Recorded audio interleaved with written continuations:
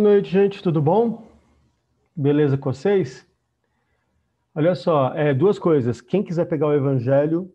Ó, não, ô Joara, avisa pra turma aí que eu não combinei com você, tá? Que eu vi que o papo aqui já foi fé aqui desde o começo, é isso mesmo? Então, assim, quem tiver com o evangelho próximo aí, capítulo 19, a fé que transporta montanhas, lá no item 8, a parábola da figueira que secou. Quem tiver próximo aí, mas eu já peço para o Joara avisar aí que não vou achar que a gente estava combinando aí o tema, viu, Joara? E quem achar que pode aí abrir a câmera também, olha lá, não, combinando o tema, pô, não vale. E quem quiser abrir a câmera também, porque a gente não se vê há tanto tempo aí, ver o rostinho de vocês é sempre muito legal. E que bom ver todos aí, ter vocês aí. Olá, tá tudo bom? Tudo joinha? Beleza? Vamos lá então. Vamos começar rezando então? Vamos então fechando os nossos olhos, acalmando as nossas almas, acalmando os nossos pensamentos, já serenando o nosso entorno para que os nossos amigos espirituais se cheguem. Esses protetores, esses amigos do bem, esses queridos companheiros de caminhada que sempre estão por perto e que possam mais uma vez se aproximar de todos nós com as suas energias de amor e paz, de fé e fraternidade, e que possam conectar a todos nós. Conectar todos os nossos lares, conectar todos os nossos pensamentos, conectar toda a nossa fé, esses trabalhadores que nos acompanham e que acompanham a nossa Casa Espírita Amor em Gotas, que possam mais uma vez formar, mesmo que a distância física, não importando a distância do coração, conectando todos os nossos corações e os nossos pensamentos em um só lugar, na mensagem de Jesus Cristo, nosso Mestre, e que eles possam mais uma vez, nesta noite, orientar todas as ideias, todo bate-papo, todas as reflexões que faremos a partir de agora. E assim, agradecidos que somos por essa oportunidade, agradecidos que somos pela consciência e pela força que tivemos para estarmos aqui reunidos mais uma vez, vamos iniciando o nosso evangelho dizendo: Pai nosso que estais nos céus, santificado seja o vosso nome, que venha a nós o vosso reino, que seja feita a tua vontade, assim na terra como nos céus. Pão nosso de cada dia nos dai hoje, perdoai as nossas ofensas, assim como nós perdoamos aqueles que nos têm ofendido, e não nos deixeis cair em tentação, mas livrai-nos de todo mal. Que assim seja, graças a Deus e graças a Jesus. Muito bem. Todos aí me ouvem bem? Tudo certinho? Beleza? Legal. Minha internet me trollou ali, tô com a internet do celular, mas 4G também funciona. Vamos lá. Parábola da figueira que secou. Logo no começo tem um trecho que é muito bacana, que é ali do Evangelho de Marcos, né? Que traz assim: Quando saíram da Betânia, Jesus teve fome, e vendo uma figueira ao longe, foi até ela, para ver se encontrava algum fruto para comer. Ao se aproximar, encontrou apenas folhas, pois não era época de figos. Então Jesus disse à figueira: Que ninguém coma de você nenhum fruto. E os discípulos ouviram. No dia seguinte, ao passarem pela figueira, perceberam que ela estava seca até a raiz. Pedro, lembrando-se das palavras de Jesus, disse-lhe: Mestre, olha, Fabi, valeu, Fabi. Mestre, olha como a figueira que o Senhor amaldiçoou tornou-se seca. E Jesus respondeu: Tenham fé em Deus. Em verdade, eu lhes digo que todo aquele que disser a essa montanha, saia daqui para o mar, sem que o seu coração hesite, acreditando firmemente no que está dizendo, será de fato sua ordem a se cumprir. Está em Mateus capítulo 11, versículos 2, ele salta ali, né? Realmente, esse trecho do capítulo 11, ele conta uma das viagens de Jesus ali, região da Betânia, perto do Monte das Oliveiras, né? Veja, Importante aqui a gente... Eu vou ler um segundo trecho aqui para a gente começar a discorrer sobre isso, beleza? Esse é o item 8. No item 9, os espíritos começam a trazer a seguinte questão.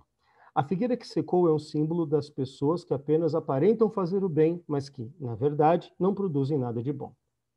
São os oradores que possuem mais brilho do que conhecimento, cujas palavras não têm profundidade e apenas agradam aos ouvidos, mas que, ao serem analisadas, não trazem nada de proveitoso ao coração. Pode-se então perguntar: o que proveito elas trouxeram para quem as ouviu? Vê, eu acho que aqui o orador religioso, qualquer um, ele tem sim sobre ele uma responsabilidade muito grande, né? Aqui estamos aqui em 55 casas, 55 lares aqui conectados, batendo esse papo hoje. Isso é responsabilidade, é muita responsabilidade, mas eu não diria que é só orador só nesse sentido. Nós que somos religiosos, nós que somos espíritas, nós somos oradores em diversos lugares. Nós somos oradores quando nós nos encontramos com os nossos amigos para bater um papo. Nós somos oradores quando a gente está dentro de casa discutindo, debatendo alguma questão familiar, resolvendo alguma questão familiar. Nós somos oradores quando a gente publica ou comenta um post no Instagram, no Facebook, quando a gente manda uma mensagem pelo WhatsApp. Nós somos oradores a todo momento. Nós temos a oportunidade e a responsabilidade de levar ao próximo uma palavra de amor e carinho, como traz aqui o Evangelho, numa palavra embasada num conhecimento sólido a todo momento. Né? Então, nós todos somos chamados a sermos oradores de Jesus Cristo, né? A todo momento. E aí, aqui, os Espíritos já trazem uma reflexão muito importante, né? Como ele fala aqui no final, né? Que proveito essas pessoas trouxeram a quem as ouviu? Né? Que proveito esses oradores, nós todos trouxemos às pessoas quando eles nos ouvem. Quando as pessoas nos ouvem, elas nos ouvem como? Elas ouvem o quê? Elas ouvem palavras caridosas, de amor e paz?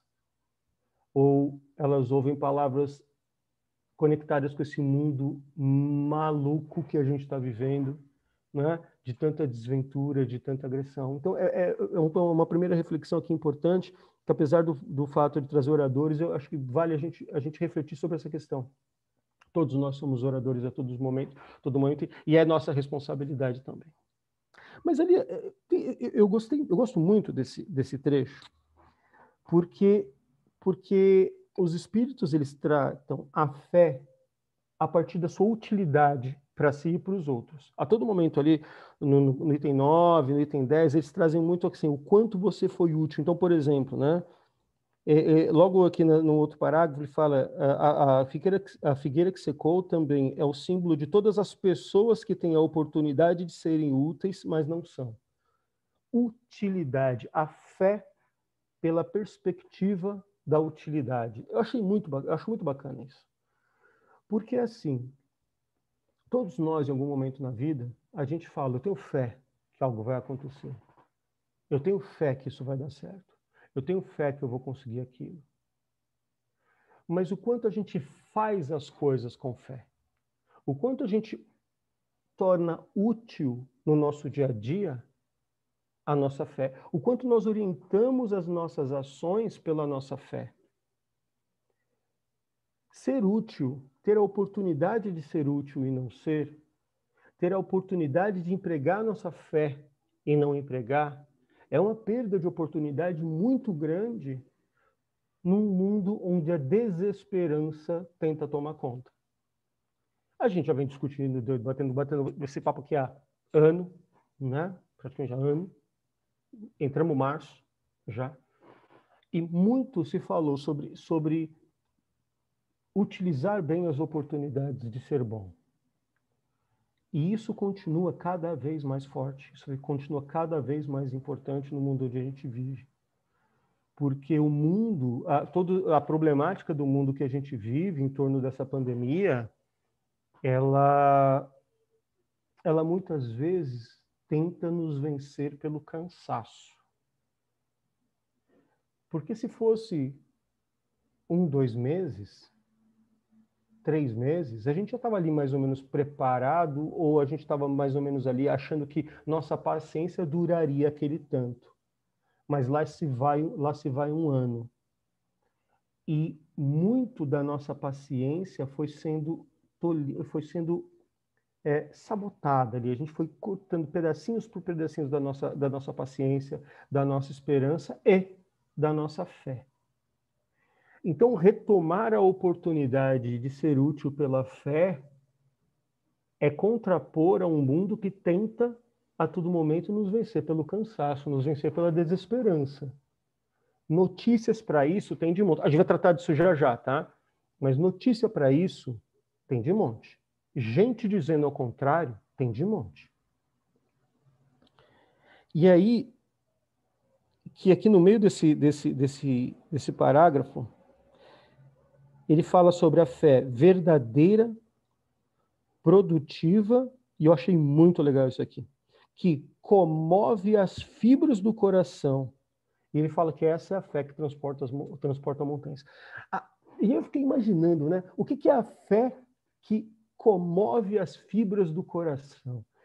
Vocês já tiveram naquela situação que você ouve alguém falar com tanta intensidade, com tanta verdade, com tanta coisa boa, com tanta energia, que você sente o coração abraçado? Né? Aquela mensagem que alguém te passa, aquele vídeo que você vê, aquele filme que você assiste, aquele livro que você lê, e quando você lê, você se emociona e a gente sente o coração quentinho, né? A gente sente o coração quentinho nessa hora. E é um grande barato isso, né? Comove as fibras do coração. A fé que comove as fibras do coração, ela vai no lugar certo. Porque a nossa mente, muitas vezes, ela nos trai. A nossa mente, muitas vezes, ela nos engana, mas o nosso coração não. O coração nunca engana. O coração sempre está na frente do processo. E aí vamos deixar um pouquinho mais para o final. Ele está na frente, mas tem bônus e tem ônus. Porque ele é o primeiro a receber o abraço quentinho, quando é abraço quentinho que é para ele direcionado, mas é o primeiro a receber aperto, quando o aperto que é para ele direcionado. Então tem essa questão, entendeu? Nosso coração, a fé a ponto de comover as fibras do coração é a fé que envolve, que abraça o coração, que aquece o coração. E sentir isso é uma dádiva, tanto para quem emite essa fé que comove as fibras do coração, quanto para quem as recebe. Mas aqui ainda no contexto de utilidade, né, que os espíritos vêm trazendo, eles falam muito sobre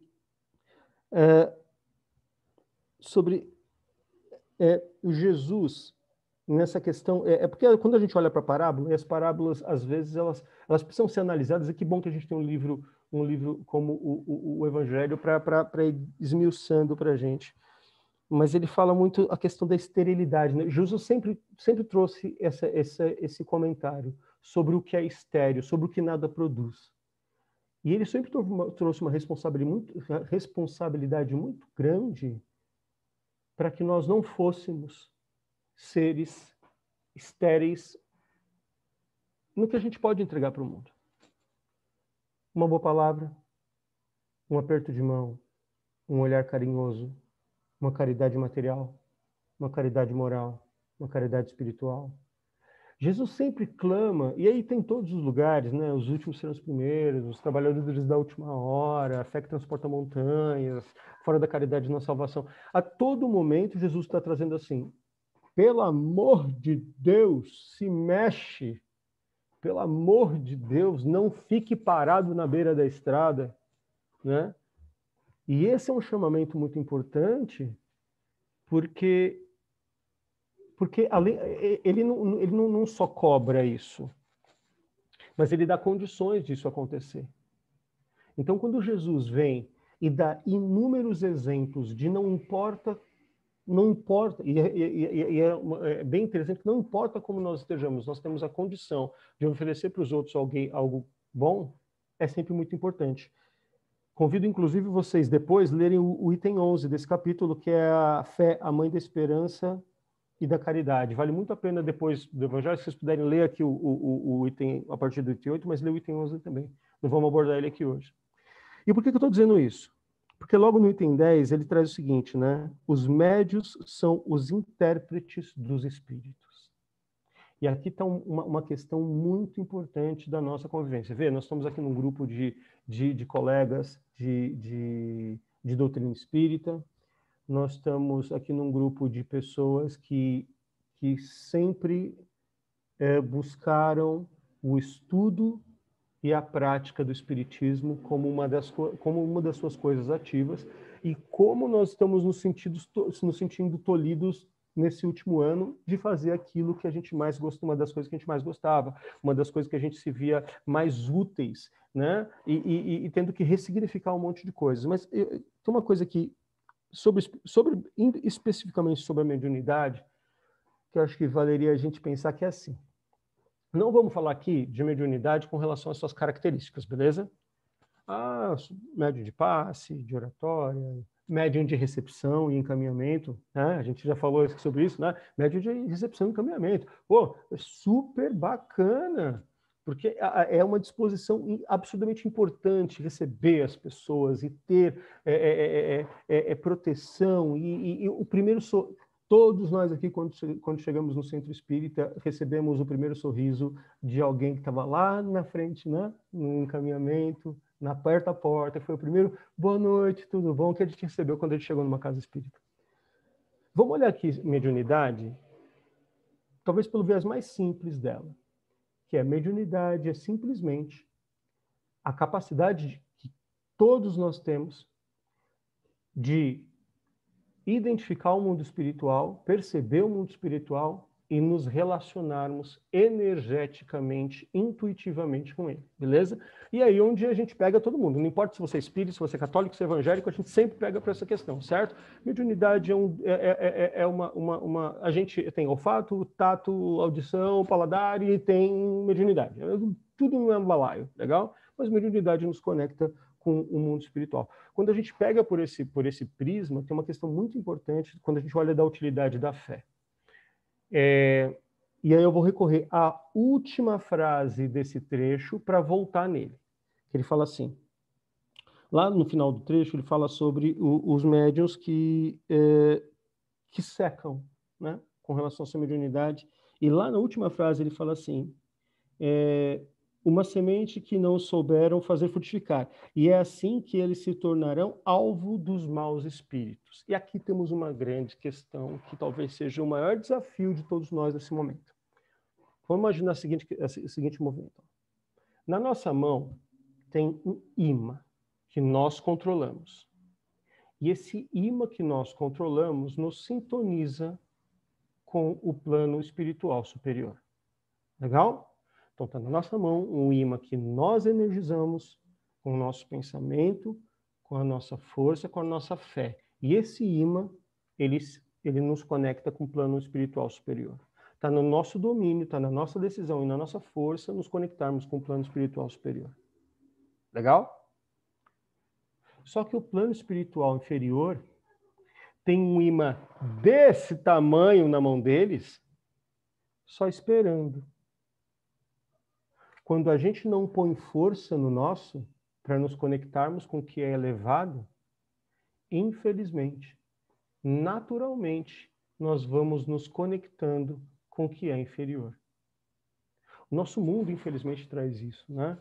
Então, assim, eu tenho percebido isso, até dividir com você, eu percebo muito isso. Quando nós não nos esforçamos para elevar os nossos pensamentos, como naturalmente o nosso mundo nos captura, dentro de todas as agressões, de todas as dúvidas, de todos os medos, de todas as indignações, de todas... O mundo tem um imã desse tamanho, só esperando, né, do lado de lá, o nosso imã falhar. Porque quando o nosso imã falhar, eles naturalmente vão nos aproximando para lá. E quando eu pensei nisso, eu falei, é simples e não é fácil e não é. Porque nos conectarmos com o plano superior, apesar da gente ter diversos exemplos, práticas, reflexões, no fundo, todo mundo sabe se conectar com o que é bom. Não tem ninguém nesse mundo que fala assim, vivi uma vida de lamúrias porque não sabia elevar meus pensamentos até Deus, até Jesus e buscar energias boas. Todo mundo aqui sabe. Mas aí vem a utilidade desse imã chamado fé, que às vezes a gente usa, às vezes a gente esquece, mas a gente sabe que ele existe. E aí eu fico pensando, sabe, como seria, quando seria ter oportunidades para usar esse imã que nos conecta até as coisas mais elevadas, né? É pela caridade? Também é.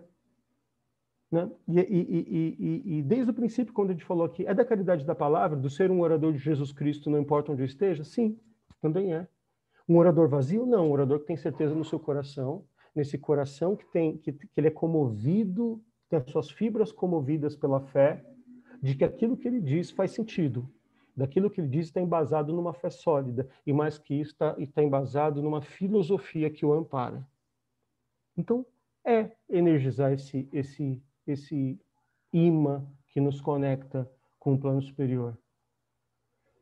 Caridade material? Também é. Puxa, as coisas estão apertadas aqui, mas está dando aqui para... E aí vão inúmeros exemplos. Pô, assistência social lá no Amor em Gotas, que legal, dá uma força lá. Pô, tem uma ONG que eu conheço, lá, tem Amigos do Bem, que o pessoal faz um big de um trabalho bacana no Nordeste e tudo mais. Pô, vou ajudar. Hoje em dia, até marcas... vou comprar coisas. Tem marcas... não estou fazendo propaganda e não estou me usando como exemplo. Tá bom? Mas olha só, essa camiseta que eu estou usando aqui, não sei se dá para ver aqui, ó, Uai, eu decidi assumir que sou filho de mineiro, né? Então aqui, ó. Essa camiseta é de uma marca chamada Chico Rei. Olha que legal essa marca. É uma marca que é assim. Toda a produção deles é feita por irmãos e irmãs que estão no sistema prisional. Cada 3 dias que eles trabalham com essa marca, eles reduzem 1 dia na pena deles. E eles são remunerados. 50% vai para a família, 25% vai para uma conta em nome deles que eles só podem retirar no dia que encerrar a prestação de contas que eles estão fazendo com a nossa sociedade. Olha que legal. Então, uma marca de camiseta que você fala assim, eles estão ajudando irmãos nossos a quando terminarem esse período de cumprir com o seu resgate da justiça da justiça do mundo, eles possam voltar para a sociedade de forma digna. Hugo, tá complicado. Aqui, ó, estamos contando, vai passar, mas estamos aqui contando moedas, coisas tão difíceis. Tem importância. Vamos fazer uns posts legais no Instagram? Sério? Brincando com ele esses dias, pega um caderno em branco, começa todo dia, escreve, quem tiver uma letra, acha que tem uma letra boa aí, escreve uma frase bonita num caderno, todo dia tira uma foto com o celular e posta na sua rede social. E a internet tem servido, como para nós aqui, a internet tem servido de forma incrível. Vamos seguir Mansão do Caminho, Haroldo Dutra, Rossandro Klinger, vamos seguir, sei lá, Só Notícia Boa, Razões para Acreditar, sabe? Tem um monte de coisa boa para a gente receber e para a gente compartilhar para os nossos amigos. Hugo, não está dando, cabeça não está dando, mas eu estou aqui na minha casa e sei que eu preciso exercitar a minha mediunidade. Olha o grupo de vibrações do Amor em Gotas, outros grupos de vibrações, tantos amigos nossos que precisam de um afago do pensamento que a gente pode ajudar com eles sentado dentro da nossa casa, né? E exercitar. E é muito interessante isso, porque aqui é muito essa questão de quando a gente não se aproxima das coisas boas, infelizmente, a gente acaba se aproximando, naturalmente se aproximando das coisas ruins. Poxa, gente, muitos de nós aqui é 3, 4 vezes por semana no centro, certo? 3, 4 vezes estudar o evangelho em casa. 3, 4 vezes um grupo de oração por semana, 3, 4 vezes um meditar pelo mundo, 3, 4 vezes. Não seremos secos por falta de oportunidade. Hugo, não está dando. Estou aqui, a cabeça não está pensando, o espírito está exprimido, o coração está apertado. Aí se inverte a questão. Põe teu nome num grupo de oração. Assume. Põe teu nome aqui nesse grupo que daqui a pouco vai fazer uma oração bacana para todo mundo. Assume que você também precisa, assume que eu também preciso. Não seremos figueira seca por falta de oportunidade. Essa é que é a grande questão, entendeu? Então não importa que lado nós estejamos, o que a gente não pode ser é figueira seca, porque Jesus também avisou para a gente que que o mundo à nossa volta só vai ruir a partir do momento que a gente se calar. Que o mundo à nossa volta só vai ser um mundo perdido a partir do momento que a gente desistir. Então a única coisa que nós não podemos fazer é desistir. Os amigos das hordas superiores, vou falar primeiro da outra, ok? Os nossos irmãos das hordas inferiores, eles tentam nos desestruturar e eles não querem eles não querem o nosso desencarne, eles só querem imobilizar a gente. Só isso. Para quem fez algumas leituras diferentes dentro do espírito, a gente sabe isso, quantas vezes os espíritos conectados a gente de uma forma não positiva, eles só querem imobilizar a gente. Porque quando eles conseguem nos imobilizar, eles ganharam a jogada. Eles falam assim, pronto, é mais um bom sem fazer o bem. Ao contrário disso, os espíritos elevados, os espíritos do plano superior, eles estão a todo momento falando assim, vamos minha filha, vamos que dá, vamos meu filho, simbora, sabe? Vamos com a gente, você sabe, você lê o Evangelho, você tem aí por onde começar, você tem o livro dos Espíritos na tua casa, você tem por onde ler, você tem um Evangelho, você tem um pote de água na tua casa, faz Evangelho, faz uma água fluidificada, toma essa água, dá para os teus filhos. A esposa ou o marido não quer, tudo bem, mistura na comida e põe assim, ele nem precisa saber, né? Os espíritos superiores estão a todo momento, falar, ora que dá certo. Quando o coração apertar, pense em Jesus. A gente se conecta a você o tempo inteiro. Não tem fronteira, não tem distância para isso. Os espíritos superiores estão a todo momento assim, vai lá, ora pelos teus irmãos. Quando você ora pelos outros, aquela fé se renova para você.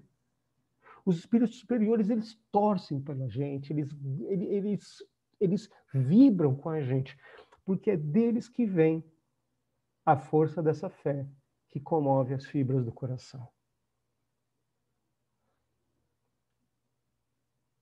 Então, eu acho que quando eu olhei para esse trecho e vi a fé pela sua utilidade, a gente percebe que a fé ela é útil independente da situação em que nós nos encontramos. Porque ela é útil quando a gente está bem e pode ajudar, e ela é imensamente útil quando a gente não está bem e precisa de ajuda. Mas não sejamos figueiras secas. Gente, não vamos secar, não. A gente tem tanta coisa boa. A gente tem tanto pensamento bom para dar para os outros, tanta fala boa para dar para os outros, tanta energia, tanto sorriso. Não vamos ser figueira seca. Não vamos perder essa oportunidade. Vai passar. Vai passar. Já está passando. Tem um amigo meu que ele fala uma coisa que, e talvez com isso eu gostaria até de gente encerrar aí, para a gente não se estender muito, encerrar aí para as vibrações. Ele fala uma coisa que eu acho muito legal. Ele fala assim, quando a gente lê um livro de história e vê tragédias que demoraram 5, 10, 20, 50 anos para passar, a gente olha muito de longe, a gente não se dá conta do quão duro foi para aquelas pessoas que viveram, que nasceram e morreram no meio de uma guerra, nasceram e morreram no meio de uma transformação social, nasceram e morreram não, né? Desencarnaram dentro daquilo. Então, quando a gente olha nos livros, a gente tem uma visão muito diminuída de tudo o que acontece. E agora, nós somos os agentes de transformação do mundo onde a gente vive.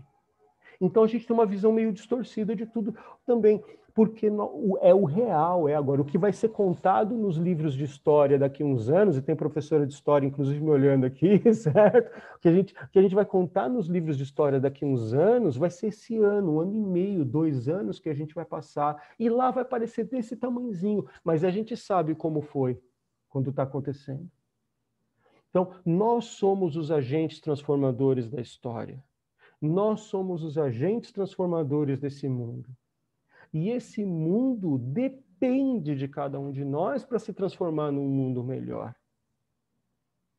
Por isso que a fé baseada na sua utilidade faz todo sentido para todos nós. E é isso que, para mim, foi o que comoveu o meu coração lendo para vir bater esse papo aqui com vocês. E aí, gostaria de sugerir. Vai lá, pega o Evangelho depois, capítulo 19, item 8, 9, 10, lê o 11 também, super bacana, reflete e durmam hoje com a certeza de que a fé útil, a fé realizada, ela é o que vai transformar as nossas vidas e o mundo que nos cerca. Beleza? Legal? Olha só, para vocês aqui, nomes no chat, nome no papelzinho aí do teu lado, nomes lá no grupo de vibração do Amor em Gotas, nomes nos grupos de vibração distribuídos no mundo inteiro.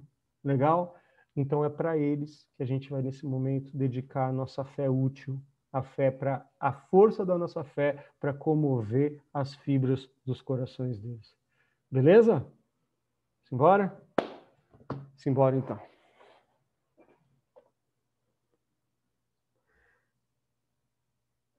Vamos agradecendo por essa conexão tão intensa que se fez, que se faz e que será feita a todo momento, de cada um de nós, com nossos mentores, com os espíritos protetores, com os trabalhadores do mundo espiritual elevado, que torcem tanto por cada um de nós, que oram tanto por cada um de nós, que trabalham com todos nós a todo momento, para que nós encontremos a felicidade espiritual que é nossa. Que nós possamos esticar o braço e pegar e trazer para perto essa felicidade espiritual. Que nós possamos esticar as nossas mãos até os céus e trazer para nós essas vibrações. Reenergizar nossos corações e a nossa fé. Mas não aquém disso, que nós possamos vibrar por todos aqueles, como nós, que precisamos dessas energias tão elevadas. E assim nós vamos pedindo para que esses nossos amigos espirituais possam nos cercar nesse momento e que possamos entregar a eles as nossas mais sinceras e profundas vibrações de amor, de paz, de fé e fraternidade, de saúde emocional, de saúde física, de saúde espiritual. Que nós possamos entregar a esses nossos amigos espirituais aquela fagulha que um irmão precisa para sentir Jesus próximo dele. Esses amigos, essas amigas, em tantos lares como o nosso, em tantos hospitais materiais, em tantos hospitais espirituais, que eles possam receber esse nosso abraço, que eles possam receber esse nosso carinho. E que assim, da mesma forma que nós, nesse momento, pela nossa fé, temos a certeza que vai passar, que esses amigos também tenham essa certeza que vai passar. Jesus, Deus nosso Pai, nunca deixariam irmãos e filhos desamparados. E que essa fé, no que nos conforta, nos reforça, pode cada dia mais nos dar essa certeza. Que a nossa força nos traga sempre para encontros como esse, que a nossa força, a nossa decisão nos leve sempre à conexão com o plano superior. Que nós possamos orar por aqueles que não tomaram a mesma decisão que nós, mas que a nossa fé e a nossa força seja nosso norte, para que possamos estar cada vez mais felizes, cada vez mais preparados e cada vez mais úteis para o mundo que nos cerca. E assim vamos finalizando esse evangelho, dizendo em todos os nossos lares, graças a Deus e graças a Jesus. Beleza, gente? Sirtim,